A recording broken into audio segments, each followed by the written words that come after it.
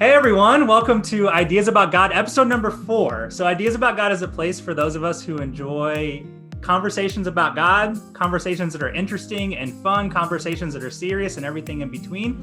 The goal of each episode is to take an idea that someone has said about God or a way that God has been portrayed in culture and think about what that might mean for us. Maybe it's an idea that's brand new and profound and changes the way we think or the way we act, or it's something that's fun for the moment and we go on with our lives. This week, I'm really excited to have our first guest of the podcast ever, Dr. Casey Sigmund. Do you want to share a little bit about yourself before we dive into the conversation?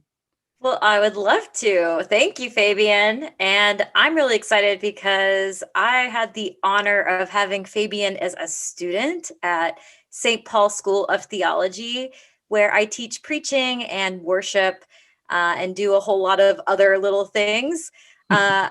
St. Paul's the United Methodist Seminary, but I'm actually ordained in the Christian Church Disciples of Christ. And I live in Kansas City with my pastor husband. So our poor children are double PKs. So, look out, world, because they're coming at you. But I feel like you come from a different theological position, so maybe you'll turn out differently than typical PKs. I think so, because we're not, he's a hospice chaplain. I'm a professor. So it's not quite the same sort of like watchful eye over them as the traditional Yes. preacher's kid might get in a congregation. We can kind of hide a little bit. Yeah. Anything else that you wanted to share? Let's see. Other than karaoke and live music, I am passionate about what we're talking about today, which is process theology. Also, I've done a lot of work around technology and technoculture and how it's impacting the way that we follow Jesus and lead in the church and communicate in the church. Yeah. So I'm kind of like living into both of those things through this Godcast that you're hosting. Yes. You have a little bit of maybe extra job security in this time when we're having to go online. Okay, so she might have, Dr. Sigmund said a word that you may not have heard before, process theology. So that's actually our topic for today. So do you want to talk a little bit about that? What got you interested in process theology? Why is it something that you're so passionate about? Oh, yes. So yeah, I had no idea what process theology was as a youth. And I didn't really grow up in a churchy environment anyway. I'm one of those nuns, not of the Catholic variety, although for a little while we were Catholic growing up, then nothing, then evangelical. And we didn't talk about process theology. Yeah. But my origin really relates to those evangelical years where I was leading in a lot of different elements of church in non-denominational settings, especially around worship and also college small group, high school small group, and just all of those questions that would always come out of pastoral care and leadership of like, seriously, like, why? All right, God is so awesome. God loves us. God has, everything worked out, kind of your Rick Warren kind of Christian world, which sounds all well and good, except when horrible things happen. Yeah. And I always just felt at a loss for words. It was kind of like, just trust that God's got it. It was all I could say because it's all I heard. And it's the only way I could comprehend what's going on, because God's all powerful, right? Like God is all powerful. So God's got it. And there must be a reason this thing happened. And that's kind of the theology of that environment that I led in. So I went to seminary out in Chicago at a not evangelical seminary because for those of you listening, I am a lady. And it's not typically the case that women are mentored and encouraged into leadership of the church in preaching. which I really genuinely felt called to do. Hmm. So I went to a Presbyterian seminary that had a lot of ecumenical diversity, so I could figure some stuff out. Shout out to McCormick. And while I was there, I had to take an advanced theology class, and the title of it was God, Suffering, and Evil. And I was like, oh, I'm taking this class, like, because I'm a weirdo. I feel like that sounds very interesting. Sorry to interrupt you, but that's No. very interesting, intriguing for seminary students, but maybe for like the non-seminary student person, that may be like, why would you want to talk about that? So, It's sorry. just like, what is this professor gonna say about this? Like, I've, again, because I had encountered all these situations.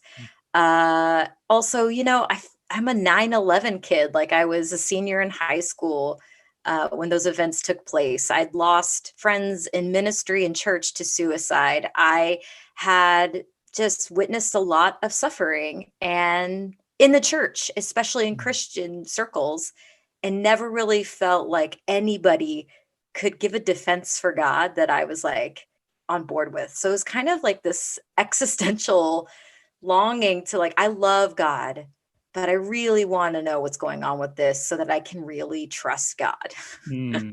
Yeah. Yeah. So, like, big questions, which you should always have when you go to seminary, right? Yeah. Big questions.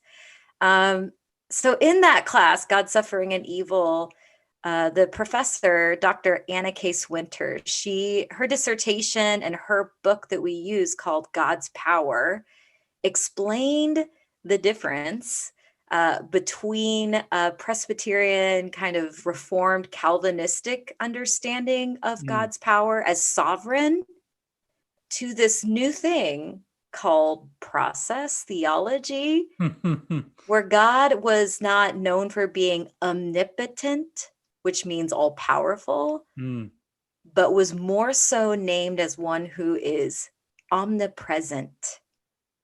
And that means all relational.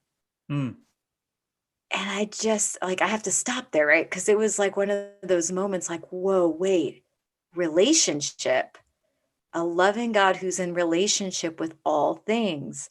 And it's like a can of worms when you think about it, right? Yeah. Because you think about your relationships. Are you in any relationship where someone is sovereign or all powerful over me? That's violence. Yeah. Right? That's not something I'm on board with. Like, I don't have, Yeah. if I don't let those people into my life. So why was I letting a construction of God into my life and in my vocabulary that modeled that sort of overpowering, abusive sort of relationship, rather than a God who is like a witness, is with me through it all? Yeah. I love that. Yeah. So that was really where it began for me. And it began in Theodicy, which is just a fancy theological word for the questions of why do bad things happen to good people. And I was not satisfied with any argument for why an all-powerful God would just let horrible things happen. Yeah. So I think process theology speaks to that. Yeah. This might be a slight tangent, but it's just a thought that I have. You talked about how this idea of God that was constructed of a sovereign God, a God that's all powerful, that decides, or that maybe not necessarily decides everything that happens, because you can get into that conversation, but can control anything. It's so interesting that as you move into process theology, which we're going to talk a little bit more about how that works and how you apply that to different things, it's almost like you acknowledge that there's some partnership with humans and God, rather than the previous one. It was like, oh, that's not constructed. Actually, it was given to us, but you name it as constructed because you're like, no. Like we just created this it wasn't just given to us from some, like non-exist or thing that we can't, connect to. I don't know if that makes sense what I'm saying to the people that are listening or Oh to you. yeah. It's not like the early church was like, hey, Jesus showed up and then Jesus died. But when he resurrected, he left us a systematic theology that applies perfectly to every situation you may find yourself in. And when it doesn't apply, you just have to go, mystery. Yeah. Yeah. There you go. Yeah. That's not the way it worked. And what's even more is like, as I started to shift into this lens and this perspective, that maybe God isn't all powerful in an overpowering, controlling way, but is powerful in a I'm gonna work with you and through you sort of way. I read scriptures differently. Mm. And I mean, you look at Moses, you look at the Hebrew Bible, and there are so many texts where humans are like pushing back with God and like Yeah. God's pushing back with them. And the Psalms reflect that sort of, God, what's up with this? Why are you doing this? Remember who you are. And this kind of like conversational, relational way of being a believer Yeah. that I felt was erased in that construction of the all powerful, all controlling, this is God's plan. You are that all, everything. It's like The Good Place, right? It's like, what's even the point? If you've seen this show, right? Yes. There are some My episodes wife and has some, seen it, so. oh my gosh, you should watch it. Anyway, they're not sponsoring this, but they often have questions of like, well, what is the point of doing anything if everything's already the fate's sealed? Like, Yeah. what's the point? Yeah. The fate already knows that I'm going to make this choice. So what's even the point of it all? So Yeah. Process theology takes a different perspective and says, no, God's working with you and all of your possibility in every single moment. And that's God's power, is Yeah. that sort of knowing, loving presence in every breath you take. Yeah. It almost, again, this might be a slight tangent, and then we can kind of go into, you used another term, theodicy, which is kind of the next route or next direction that we're going to go with this conversation, is how that impacts how we think about suffering in the world and evil. But it almost makes sense logically to go, let's just say, use the term, because this is how people that maybe aren't, seminary trained will talk, to just go full Calvinist and say, well, God is all powerful and everything is determined. That just makes sense logically. But when you, like, I'm a Methodist, when you, okay, maybe God doesn't control everything, there's free will.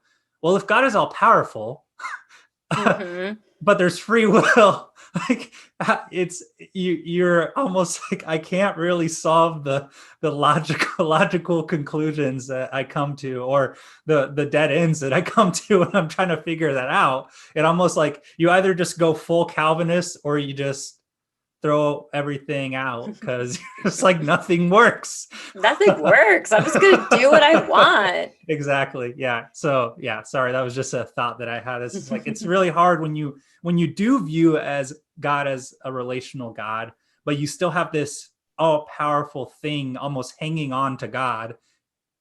And when you finally get that freedom in a seminary class to say, oh, there are people that let go of that thing. Oh, okay. That feels way more comforting. So Yeah. yeah. And I think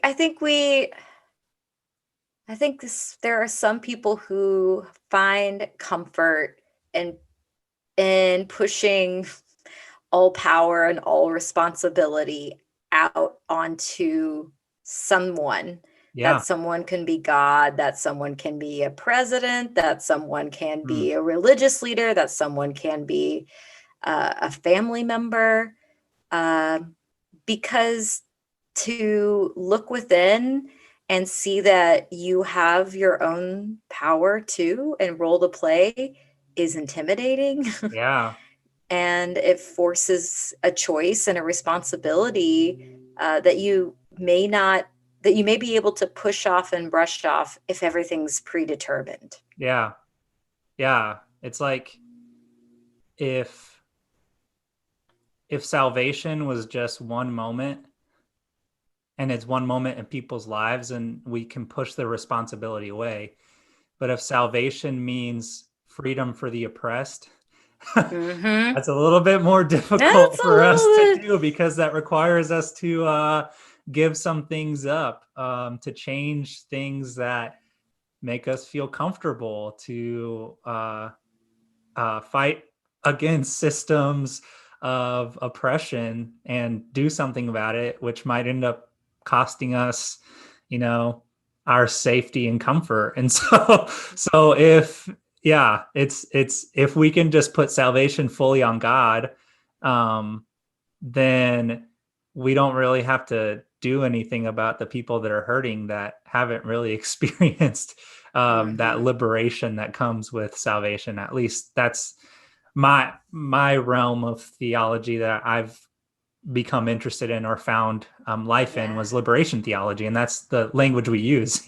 Exactly. And I think, I think there are nuanced process theologies from a liberationist perspective that, it's that danger of saying, and of praying for the oppressed to accept Christ into their lives as their salvation, and Mhm. not at the same time saying, yes, but also you could do something right now Yeah. to to to empower them to live a better life, and not just say, but in the hereafter, that's it's going to be great for them. So Yeah.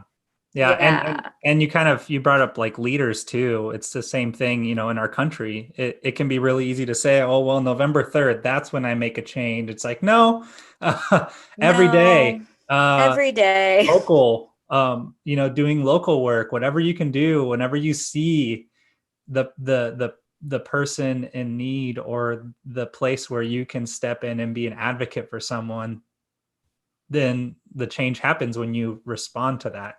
So, Totally. yeah, Like, oh, you mean one person is not going to fix all of the problems in one fell swoop? yeah, Well, darn. darn. Yeah, I love that. So, let's dive a little bit into the problem of evil, I guess. I don't know if that is what you would call it, but how Yeah. you talk about evil in a process, from a process perspective. So if in a process view, like put yourself in this place where um, God is creator and creating. God is alive. Really, in process theology, uh, uh, there's this fundamental belief that you know all living things change and breathe and move, and only that which doesn't change and breathe and move, well, those things are dead. And God's not dead, God is alive, so God is breathing and living into the change, right? And has Mm, been since the beginning, and is eternally this constant, but a constant that has the accumulated wisdom and also the accumulated hurt mm, of the world's story of history. So if so taking into that perspective, and then the question of evil, there is this understanding that God is not going to jump into the world and fix everything as if past choices by humans haven't already left their impact on creation, right? mm, So God's not going to come in and suck up all of the extra CO2 mm, that is causing famine, climate change. God is not going to sweep in and remove from water and soil the toxins that humans created in efforts to have more efficient, more mm, quickly. So when it comes to questions of evil, it isn't only on God or some Satan kind of figure who's doing these things.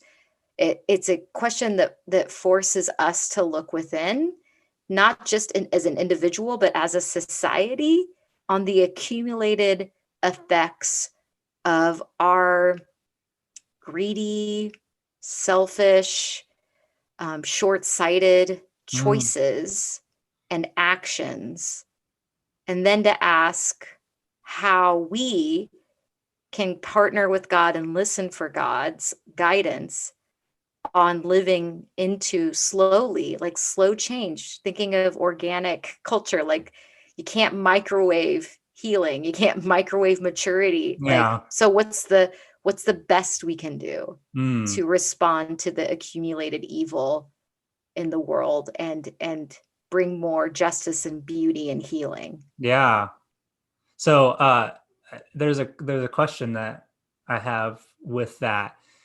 In process theology, is there some end goal or some ideal thing, um, or is that ever changing along with God and humans and that relationship? So how does that work? Is there some ideal that we can eventually get to? Yeah.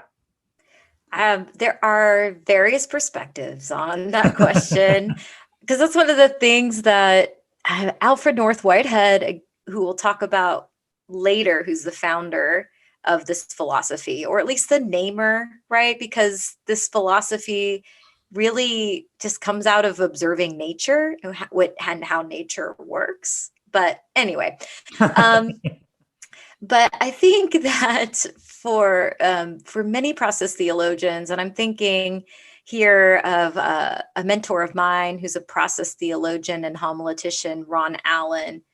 He speaks of like this ultimate aim and goal is being beauty and justice, like the Mm. hermeneutic, which is another theology word. I'm sorry. Ugh. You're a seminary professor. You're The used. lens of interpretation, for Alan, and I think for me too, is that God wills more beauty and wills the well-being of all, and complexity instead of Mm. simplicity, because simplicity, like, is not good in biology, right? Like, to Mm. have monocultures and monocrops means total devastation. It's actually, we're aiming for that, and we need to nourish that with God. And Mm.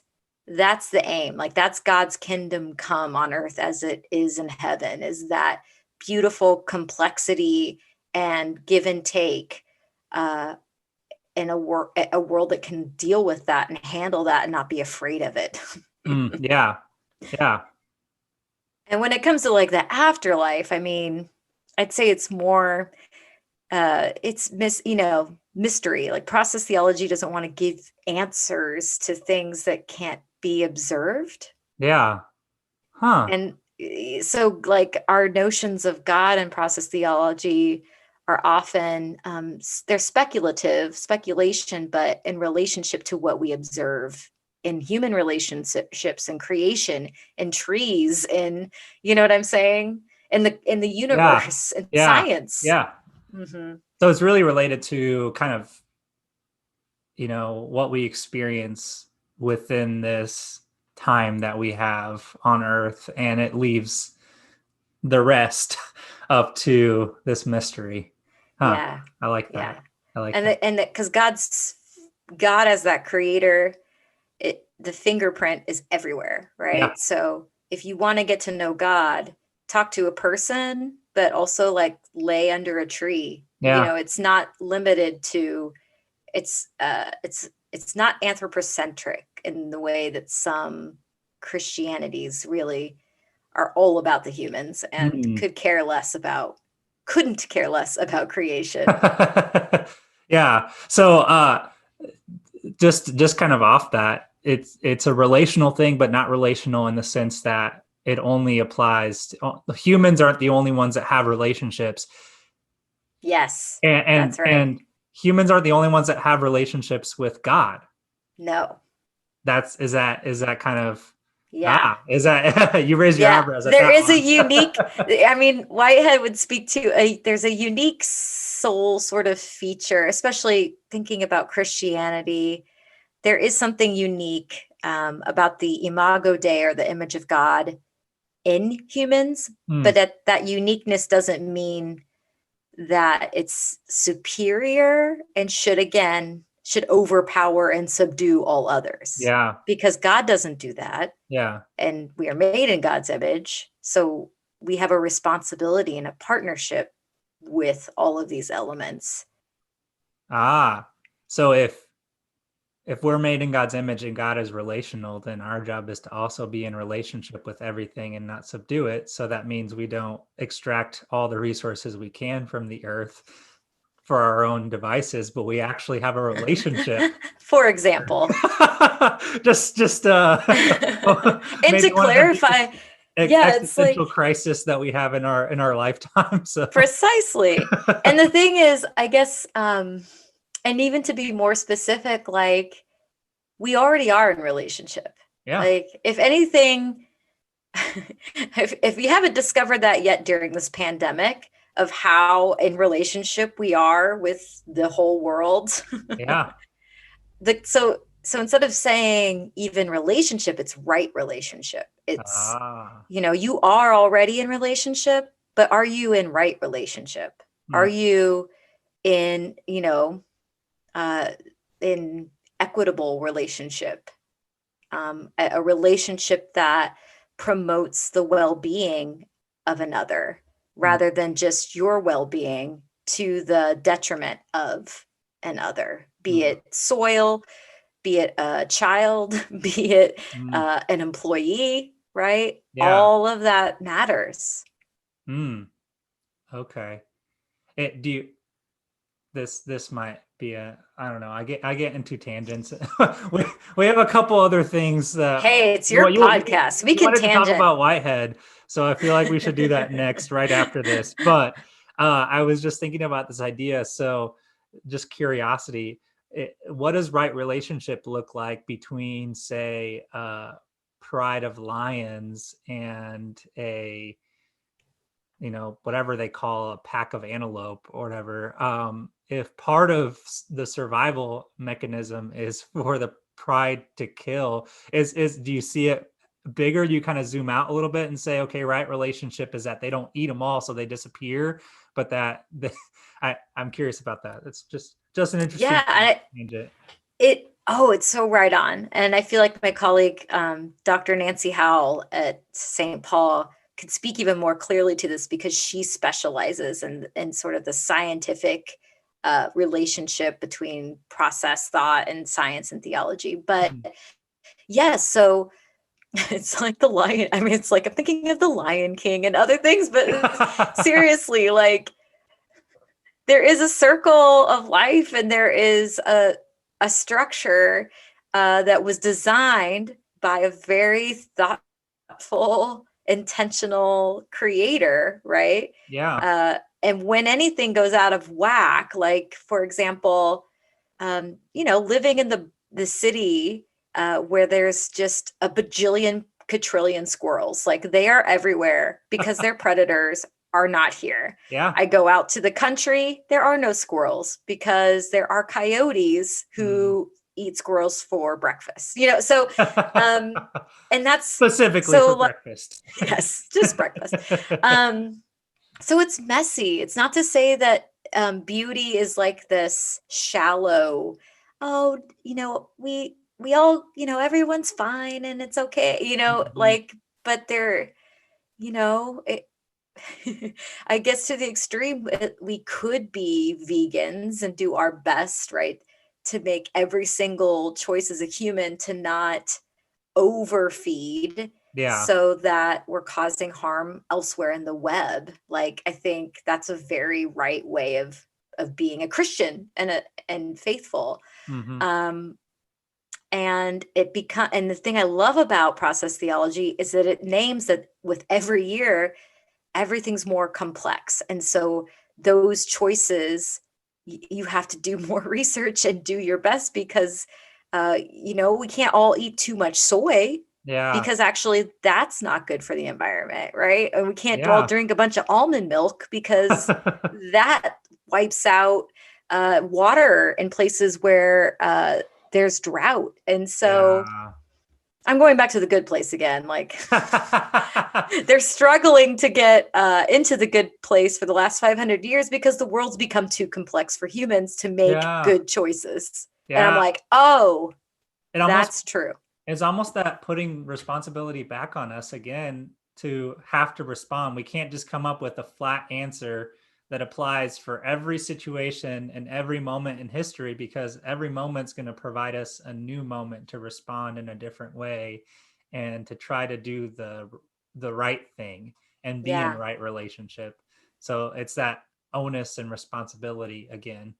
To do the rightest thing, The rightest thing. like this is the rightest thing in my understanding that I can do in this moment. Yes. And but I need to pay attention. I need to be awake. Yeah. Like I know as a liberation theologian, that sort of um, conscientization. You have to be awake. You have to be alert. You Yeah. can't be a robot just going through the motions.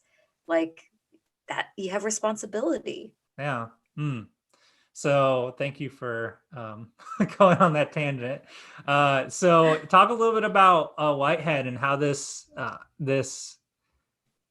I don't know, realm of thinking came to be. Or I guess you said it didn't originate with him because it came from the study of nature, but how did he put it into words and I guess package it maybe? Yeah. What's so funny about Whitehead is like his the masterpiece of process philosophy is his book Process and Reality. Mm. And it is not an easy book to read. It is very challenging. I think I've gone through it 3 times, and every time I go, wow, I've been saying that completely wrong, or wow, still don't understand this. Because he was a child of an Episcopal priest who was like not seeking out the pastor life, but clearly influenced by it, PK, and was actually a mathematician philosopher. And he was, of the era of quantum physics, quantum philosophy as it was Mm. emerging. So just to kind of place him, it's not very old. It's not a very old piece. It's only been 3 generations or so of organized process thought. But basically for him, he's talking about the order of things, the order of the world, the order of and how math helps to partner in that sort of explanation of things. And he doesn't even talk about God until like the last chapter of Process in Reality. It's one of the shortest chapters of the whole book, and then you read it and you go, whoa, this whole book was a process of him arriving at naming this thing that has organized the world, right? Mm. And just notions that we as human beings, for example, we are like a series of accumulated events, right? But there's always something within each of us that is distinctly us that remains even through our maturity and our Yeah. adaptation. Like it's that essence of, oh, that's Fabian. Oh, that's Oh. Casey, even with change and maturity and growth. Um, and that, that everything is constantly, there's this, I'm trying to say it in like layperson's terms, and it's really hard. But in every single moment, there's this subconscious identity of those accumulated events that's going to kind of determine what decisions you make in the next moment, that's then going to Yeah. be incorporated into that identity, and so on and so forth. And then for Whitehead, like that's also God, and God is like incorporating in the knower of all of these elements at any given time. And because of that, God is this force that exists and is trying to lure all of us into making the rightest choices and the rightest actions Ah, for the good of all, not just an individual. mm, But only God can has that perspective. That's the omnipresence rather than omnipotent, all powerful, that ah, all knowing of all of the pieces. Um, and it's really mind blowing. I mean, it really, really is. yeah, Because it's like, wow, God knows what's like rightest for me and my daughter yeah. and the wildflowers in my yard. And do you know what I'm saying? It's beautiful. It's Yeah. really beautiful. Yeah. I thought of an analogy, and you can completely cut me off and correct me if I'm wrong, but somebody was telling me about how if you go to see Jerusalem, how there's multiple layers of different buildings the city has had. So there's this idea of the city of Jerusalem and inhabitants who live in it. But then the actual physical city has had different iterations and kind of build upon itself. And the idea, so is it kind of similar to that? Like it's like the city has always been, this idea, or like Kansas City, for example. Kansas City has grown, and when a city buys land, it expands a little bit, but it's still this Mhm. idea of the city that has been here kind of thing. Is that maybe am I off base with that, or? No, I think I think I can see how that plays out. And so to kind of like, take it to another level, then it on the micro level, like Kansas City can't be Honolulu. Mm, I know that sounds crazy, but like, you know, so we're this accumulation of past events and realities. yeah, It doesn't ever get swiped away. yeah, So Kansas City can't be Honolulu. It's Kansas City. yeah. It can be its new thing, but its new thing is unique to it, right? Ah, And so it's that way for like individuals and societies and uh you know a- and for God. So God's not going to be like suddenly act out of character with mm, with the scriptures and with our experiences of God that we have. Yeah, yeah, and like yeah. same with Jesus. So Jesus was, Jesus exemplified change. Like I think the moment where he encounters the Syrophoenician woman is like one of the highlighted moments of an opening up to complexity. Hmm. Um, that's like, Jesus is just living more fully into uh, himself and God's self in the choices and the decisions he makes, and he was impacted by this woman Mm, because that's how we are and that's how God is, right? yeah. I don't know. No, I love that. I love that. Hmm. It makes things way more complex in terms of there's no concrete thing we can hold on to and say this is the thing. And instead it calls us to respond, I guess, if I use Hmm. Christianese language. Yes. But we respond then, because it's not, oh well, like I have it figured out, and so now my goal is to get everybody else to have it figured out. But no, if God is in relationship with us, and we are trying to go towards this right relationship with all the things we're in relationship with, that's a constant learning and growing kind of process. Is that kind of, I don't know, a way to take it into the kind of the personal everyday stuff? Yeah. Oh, totally. And that also means then, for people who lead other people then or lead in a community, it means you can't come in and act as if you are omnipotent and you know exactly what's best for everybody, Yeah. right? But that the rightest leader, a good leader, um, listens and tries to help other people hear themselves into whom they're supposed to be, and how they're supposed to be in the world. It's more of someone, I say this a lot, but the degree that you have, Fabian, and I have to be ordained is called the Master of Divinity. Mm-hmm. But that is omnipotent God language framework. You've mastered divinity, just like God has mastered you. That's funny. And I can't stand it, to be honest. So I like to think of my MDiv as being a midwife of divinity, because I want to be someone as a teacher, as a pastor, who helps hold someone's arm and breathe through their labor pains into birthing themselves, the unique self of action and agency and gifting that God made them to be, and not my understanding of who that is. Yeah. No, I love that. Um I think that, so my wife is in school to get her master's in counseling.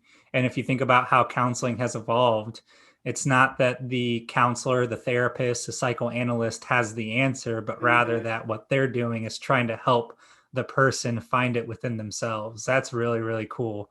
Yeah.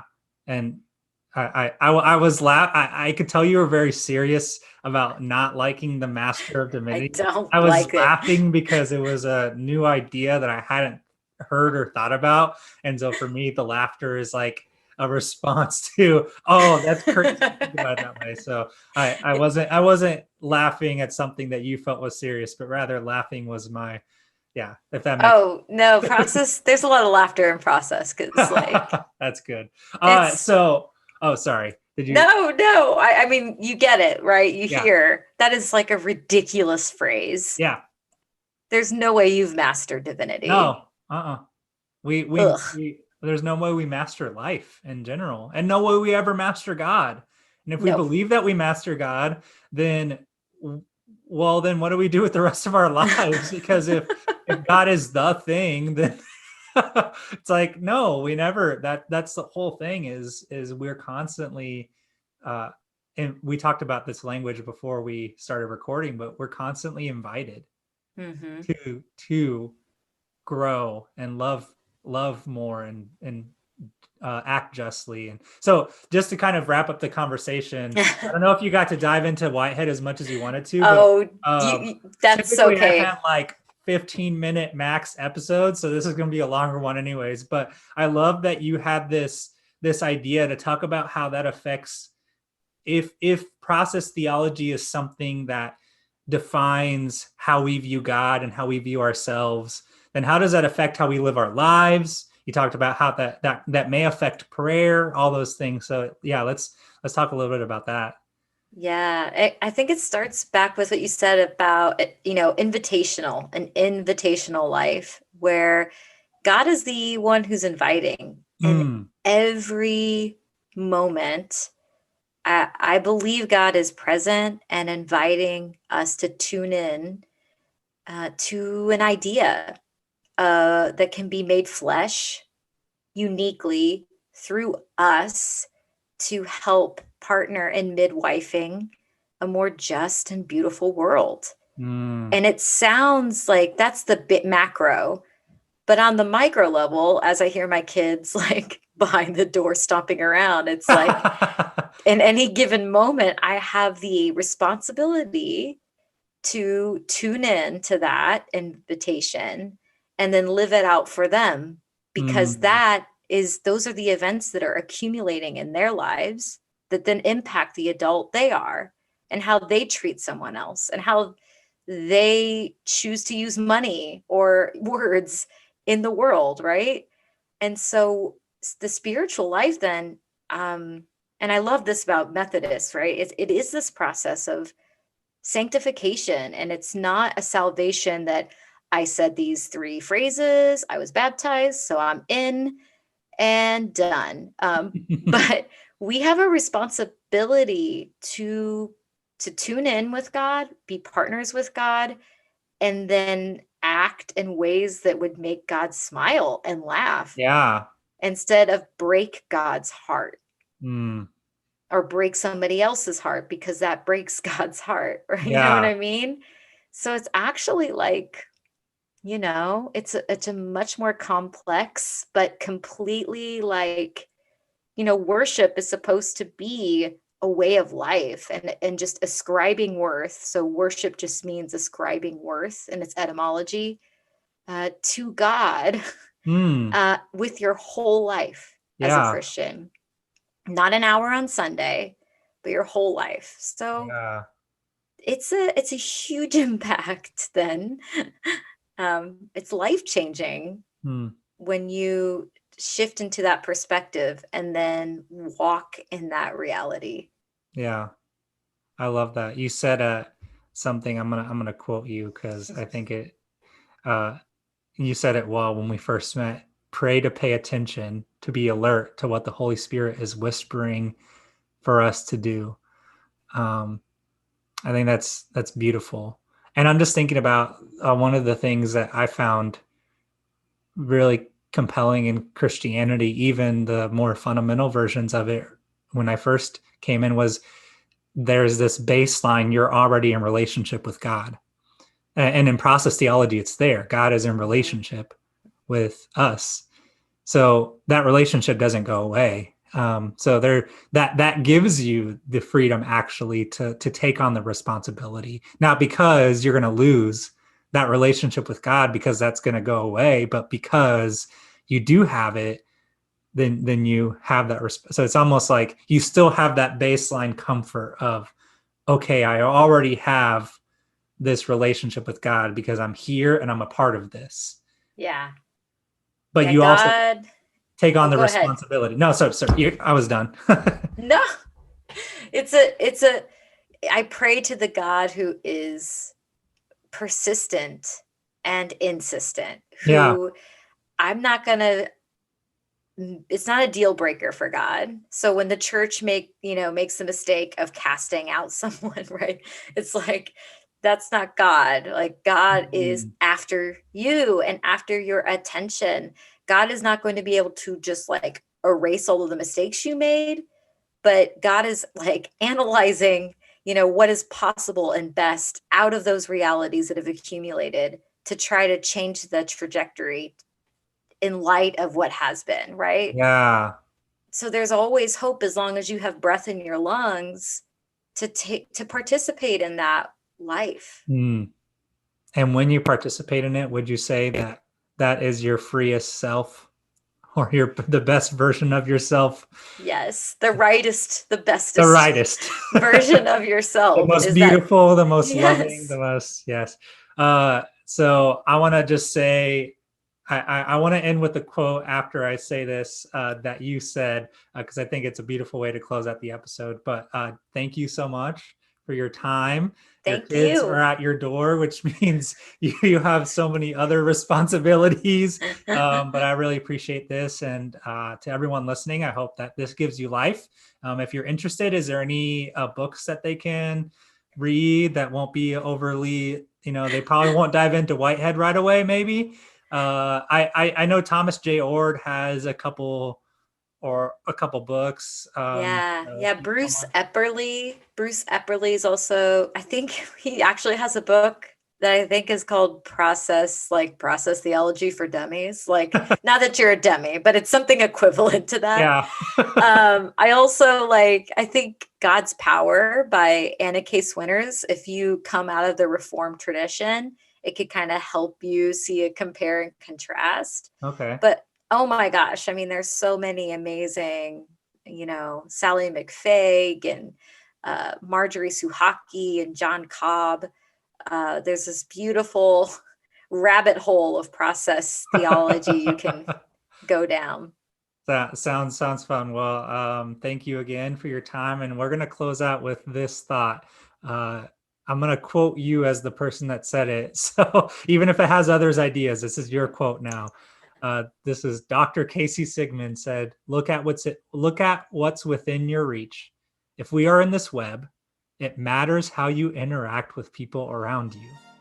Do your best to act beautifully and justly. That's beautiful. Thank you so much. Thank you.